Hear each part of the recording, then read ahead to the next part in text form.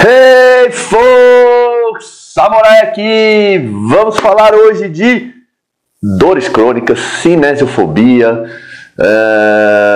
a pedido da minha querida amiga Denise Massoco, uma das melhores profissionais que eu conheço, tenho o privilégio de poder trabalhar com ela, e fez uma pergunta ótima. A pergunta dela foi mais ou menos assim, ó: como você trabalha com alunos com dores crônicas, como fibromialgia, por exemplo? Quando a cinesiofobia acaba sendo uma barreira para o movimento? Então são duas perguntas. A primeira pergunta é: como você trabalha com alunos com dores crônicas? Legal. Ótima pergunta, ela já dá um livro isso daí. Quais são as grandes barreiras para se trabalhar com um aluno com dor crônica? O primeiro é o trauma. Normalmente esse aluno vem sequelado, o que também já é um direcionamento para a próxima pergunta que fala sobre cinesiofobia. Um dos traumas, inclusive, é desenvolver a tal da cinesiofobia. Para quem não sabe o que é cinesiofobia, o que é cinesiofobia? É aquela história: gato escaldado tem medo de água fria.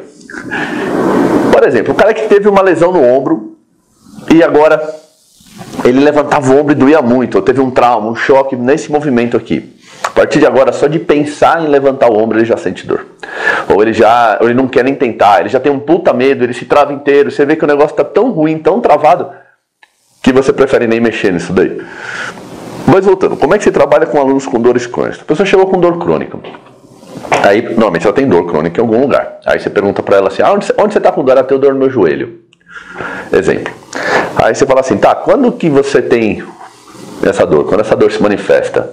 Ah, quando eu agacho, ou quando eu vou sentar numa cadeira, ou quando eu vou subir uma escada. Então, tá vendo? Primeiro a gente tinha dor no joelho. Agora a gente tem, não é dor no joelho, é dor no joelho quando agacho, quando sento, quando subo uma escada, ou quando desço uma escada, sei lá. Ela tem hora para aparecer. Quando dorme você tem dor no joelho? Ah, não, deitada não sinto. Então, bom, já limpamos um pouco essa informação. Então não é dor no joelho, é dor no joelho em algumas situações específicas.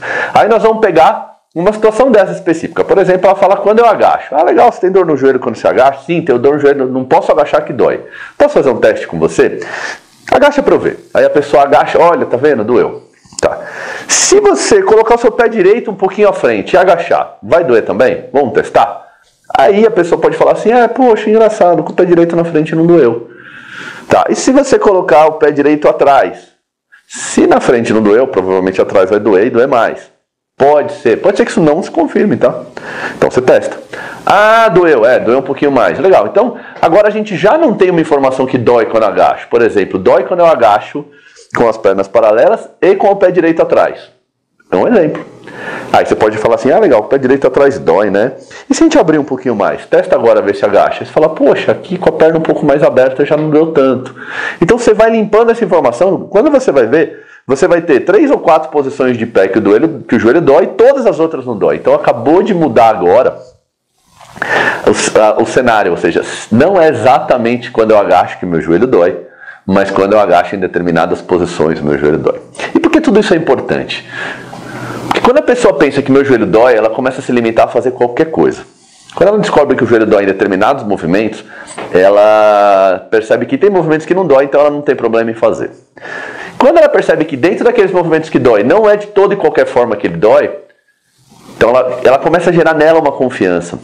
E isso rebate na próxima pergunta da Denise, que é a cinesiofobia.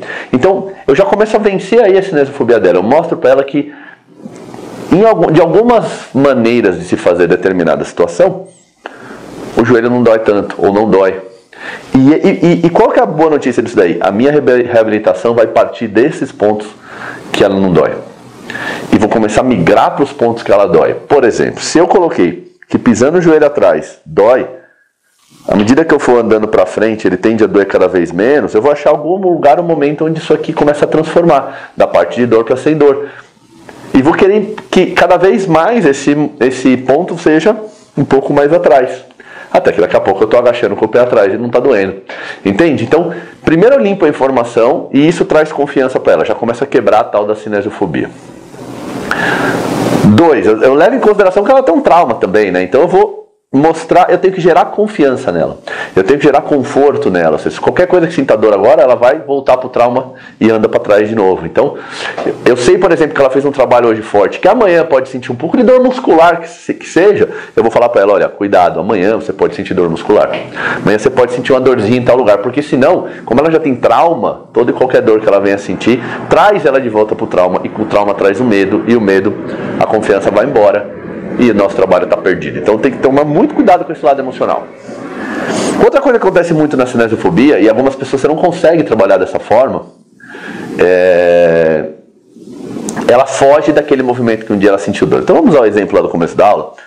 Quando ela colocava o braço aqui na frente, ó, daqui para cima assim, ó, ela doía. Então ela chega até aqui, vai bem, mas daqui para cima, no passado doeu muito, ela está até fazendo um trabalho melhor agora, mas ela tem medo, ela começa a entrar nessa posição, você vê que ela começa até tensionar, ela sua, ela fala, ai cara, tô com medo, não sei, ela se posiciona. A cinesiofobia deixa muito claro que você tem medo daquele movimento. Então uma outra estratégia interessante é o que a gente vai chamar de movimento relativo. O que é um movimento relativo? Eu quero chegar aqui, né, ó. O que é essa posição aqui, ó? Flexão no meu ombro, braço, mão direita acima da cabeça. Se eu pedir para ela fazer, ela não faz. Mas, imagina que eu peço para ela segurar num espaldar, e isso dá confiança nela, porque ela está segurando um lar, ou num batente de porta, e peço para ela agora dar um passo para trás e abaixar a cabeça. Relativamente falando, agora eu vou engessar essa parte de cima do meu tronco, vou só arrumar de baixo, tá? Ó, relativamente falando, eu estou na mesma posição. Então o que eu começo a fazer com ela? Começo a pedir para ela trabalhar esses movimentos por uma outra forma. Entre aspas, eu engano esse aluno. Eu faço ele fazer esse movimento, mas de um jeito que ele não associe que esteja fazendo esse movimento. E sempre dá, tá, gente? Um dia eu posso explicar isso com mais calma, mas uma só articulação consegue fazer mais de 2.000 movimentos. Uma só articulação. Combinados. Dá para explicar muito isso daí. Mas, questão para outro tema, outro dia, outra aula.